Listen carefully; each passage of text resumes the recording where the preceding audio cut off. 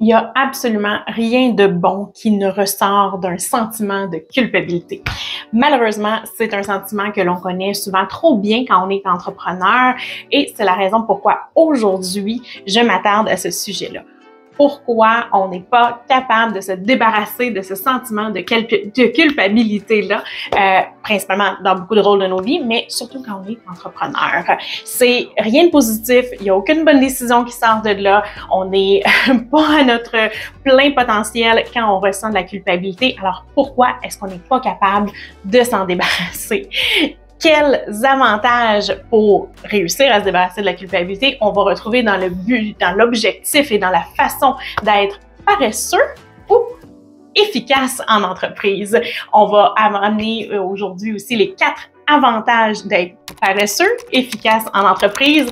Le premier, bien évidemment, c'est tout simplement d'établir des objectifs réalistes. Ensuite, le vrai nombre d'heures d'efficacité par jour, parce que pour se débarrasser de la culpabilité, il faut peut-être se rendre à l'évidence qu'il y a un certain nombre d'heures où on est réellement efficace dans notre entreprise.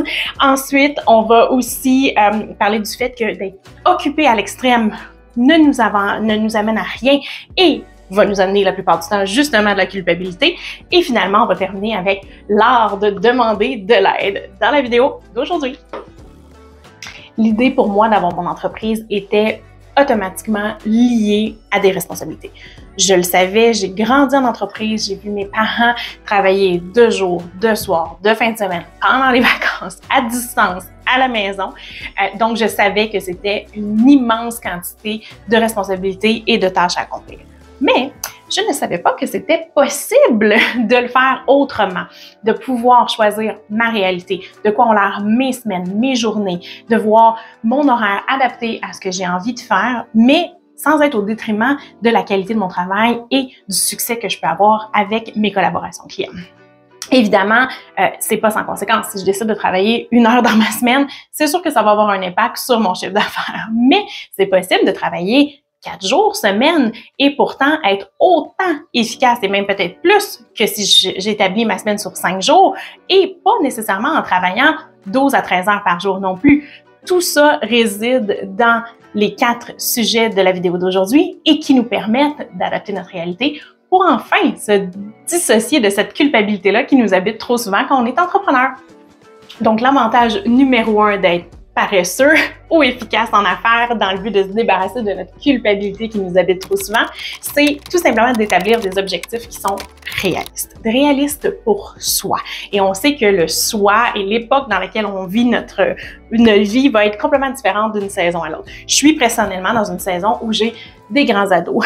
Donc, ils se gèrent, ils peuvent même se faire à manger s'ils veulent, ils font leur propre lavage, ce qui me donne beaucoup plus de liberté pour établir des objectifs dans mon entreprise. Donc, je peux, moi, établir 3 entreprises. Et en passant, je ne recommande pas plus de 3 objectifs par année pour une entreprise. Et là, je parle de gros objectifs, évidemment.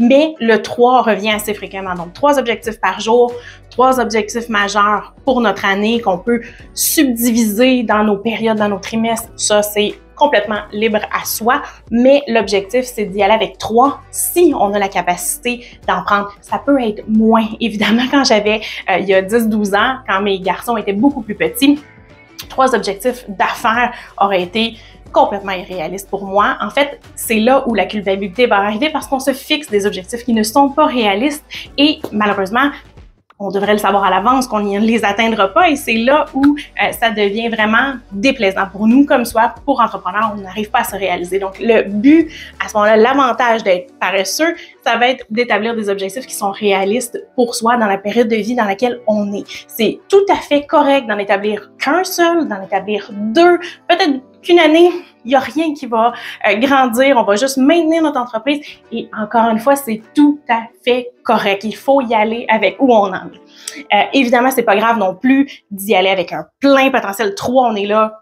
60 heures semaine. Si c'est notre objectif, c'est toujours de l'adapter pour éviter d'atteindre cette fameuse culpabilité-là. L'avantage numéro 2 d'être paresseux ou efficace en entreprise, c'est d'y aller avec le nombre d'heures vraiment d'efficacité dans une journée. On est en moyenne efficace à notre top de 3 à 5 heures par jour. Donc, on est très loin du 8 heures moyen de travail. Évidemment, c'est complètement irréaliste de penser qu'on va être 100% dans notre efficacité tout au long de la journée. Donc, c'est quand on regarde tout ça d'un œil plus objectif, c'est facile de voir que c'est logique et qu'il faut aussi adapter notre journée à ça. D'où, comme je le disais tout à l'heure, mes 3 priorités de ma journée vont venir me permettre d'éliminer cette culpabilité-là, parce que si en dedans de mon 3 heures, j'ai réalisé mes 3 objectifs de la journée, bien, je peux considérer ma journée comme un succès. Je peux non seulement tasser cette culpabilité-là, donc je peux ne pas lui permettre de s'inviter dans ma journée parce que je sais que j'ai accompli mes 3 priorités.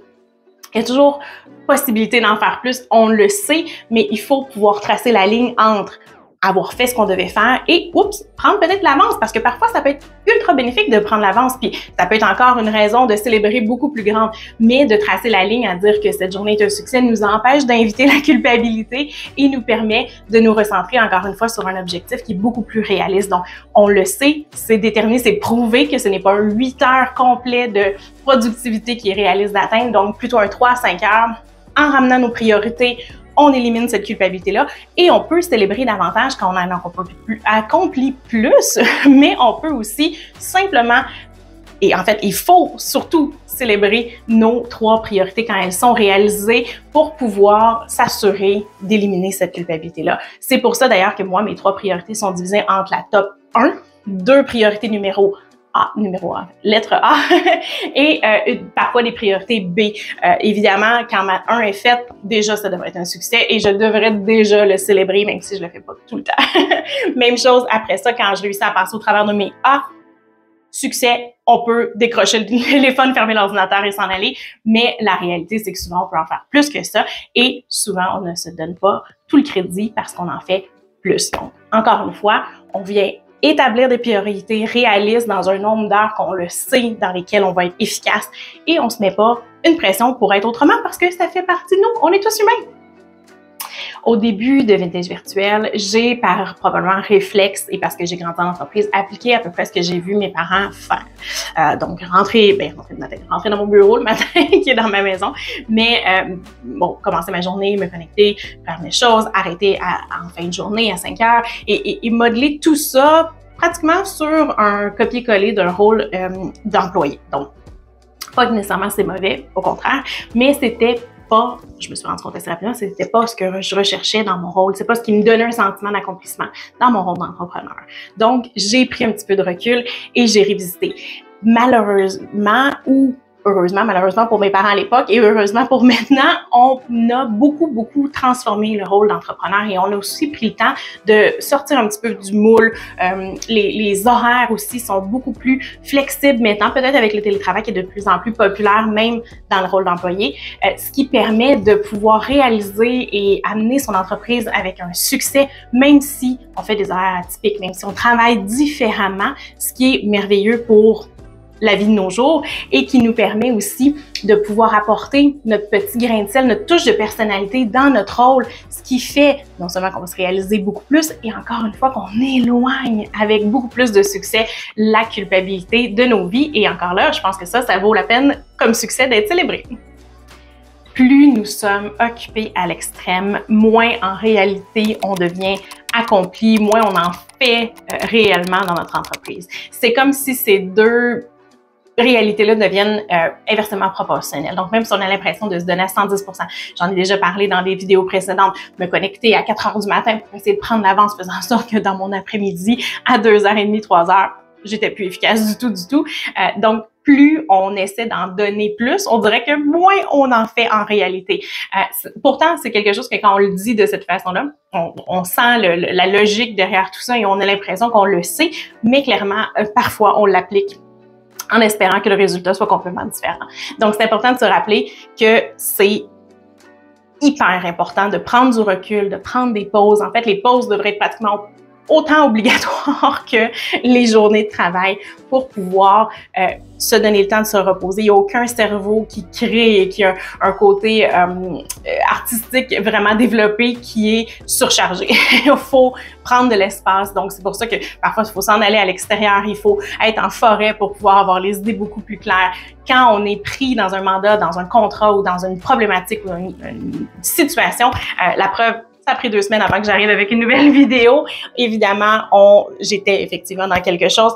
Notre cerveau a plus ou moins de place pour pouvoir arriver dans le côté créatif. Donc, on ne devient pas plus efficace, on n'en fait pas plus. En réalité, on en fait moins. Donc, l'idée derrière tout ça, c'est encore une fois de devenir très réaliste envers soi-même et de se rappeler, de garder en tête que plus on essaie d'en ajouter à notre semaine, moins on risque d'être efficace au contraire.